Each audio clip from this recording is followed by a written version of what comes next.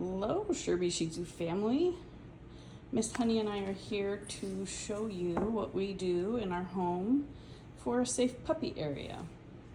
You'll notice first off that we have our 2-foot fence, and we keep this in an area in our home. This is the edge of the dining room and family room. So she's in our main living area, and this is what we do when we have time for puppy where she's not with us out here playing, whether she's sleeping or we're fixing dinner or whatever the case may be. This is our safe puppy area, and I will show you what's included in there. First of all, we have a crate. She's used to being in this type of crate in her area with all of her siblings. And I do have it open on this side so she can walk out into her potty area. I do have the potty area sectioned off into its own little area here so that it cuts down on the running through. A lot of times if you put it out in the main area and puppies run through, they go back and forth, and they can track potty or poop or whatever through and you know, in their excitement. And so I always have it off to one side. I always put a potty pad under it because some of the time they'll stand with front feet or back feet on or off, and some of the mess will spill over. It just helps to carry over a little bit of protection on the edges. I do have this fence clipped to, I don't know if you can see, the side of the crate here and here, just to keep it in place. I do in the corners also have these clips, this navy type clip that has a clip on both sides, and I do put them on the areas like this where I want the bend to stay, because a lot of times when puppies are excited and they push up against the fence area, it will bend this out of place and they can get stuck into a little triangle they create for themselves, or bend it out of shape. Another thing that I like to do for this puppy area when I use these fences on my hardwood floor is I have, you can see at the bottom here, I have little rubber tubing, and I can send you a link for that on Amazon if you're interested. It just helps. It doesn't keep it from moving completely, but it does help protect my floor, so if it does scrape on the floor, it doesn't leave marks from the wire cage, and it does help it not move quite as much. I always make sure to have food in here and water at all times, and with one puppy, I don't need to fill this as much as I do when I have a litter of puppies upstairs, but I do take this water bottle off, and every day I wash the metal nozzle. This part screws off, and inside this size there are 2 ball bearings. I take all of that out and wash it every day, and then I sanitize it with a sanitizing solution once a week. And I do have multiple bowls for this, and every day I will switch out the interior bowl and wash out the plastic exterior so that the spit and thing does not build up for her, and which causes bacteria, so we don't want to do too much bacteria. I always make sure to have different activities in here for her. I don't switch toys out every single day, but every few days I'll have some that make noise, some that hang down here and on the fence. This is one of our favorites. I do offer lots of things that she can chew on, and this is a lick mat. I will put, you know, almond butter or something on here. Sometimes I do yogurt or other treats. I can freeze that and put it in the freezer and pull it out. Sometimes I just blend up her own puppy food with water and freeze that on there. I always continue extending the socialization and the texture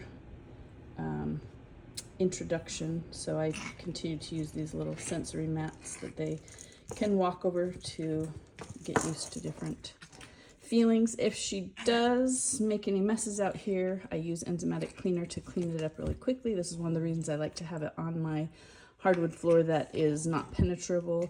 So if you have your puppy on carpet or something like that, you'll want to have a floor protection. over the whole floor. And if they have accidents, make sure to clean that with enzymatic cleaner so that the smell does not build up, because you'll find that they keep going back to the same areas if the scent lingers. So this is what we do for puppy safe area. And then during the daytime, we have set up like this. And then at nighttime, I close off all the extra area. I swing this panel closed. So all she has access to is her food and water, her potty area, and her bedding. I usually will have one chew toy, like her Nylabone or something, in there with her. And then I take all the other toys away so there's less stimulation and she knows it is time to sleep. I do have dogs that also sleep down here, so she is not lonely. You can also decide to take your puppy upstairs and sleep with, co-sleep with your puppy in bed with you, or take your crate and have her or him sleep next to your bed next to you. And then if you're going to be crate training right away, overnight training, most of my puppies sleep all night long, and they do get up early to use the litter tray. So you just might have to adjust how early you are waking up if you're going to co-sleep. Otherwise, your puppy will take care of their own needs in their puppy safe area. One other thing I forgot to mention is the grate that I have in here with the PVC pipes that are zip tied. I always make sure if you're going to use this same setup, I have the PVC zip tied. I always make sure to cut off the extra extensions with a razor blade so that there aren't any sharp edges that could cut their skin or their paws or hurt their eyes. And the ends of them have these little wire hooks on them because they're designed to go inside crates. So I just use those little hooks on the outside to hook it through the back side of the gate, and it helps keep it in place because, like I said, sometimes when puppies are running and moving around, it will shift sometimes. Another good tip is the layers I have on this potty area are, I use the potty pads on the bottom, and mine are the ones with this charcoal in it because it helps with the smell. And then I have a layer, it's not even a solid layer, just a sporadic layer of the pine and alfalfa pellets. And then I put the grate on top of that. So when I absolutely, especially at this age, make sure that none of those edges of the potty pad are sticking out. If they can even get the tiniest little corner out, they will pull it everywhere because it becomes a toy and they want to play. So for those of you who are planning to just do potty pads, I would suggest, if you're going to do that, use painter's tape and tape them down to your floor, because your puppy will play with it and rip it to shreds. If you're going to work or leave them alone for an hour, they will rip up the potty pads, especially the disposable ones. With my washable ones here, I have actually sewn tabs on the corners, and I will hook them onto the edges with bungee cords because they will pull those out and play with them too if they get bored. And sometimes when I have to go to the grocery store, a puppy can get bored in here being by themselves for an hour. So they try to dream up all sorts of interesting and imaginative things to do. So if you have any questions about a puppy safe area, don't hesitate to ask me questions, and I look forward to having your puppy be in a puppy safe area if that's what you choose. If this is not what you choose to do with your puppy, if you want your puppy with you all the time, that is perfectly fine too.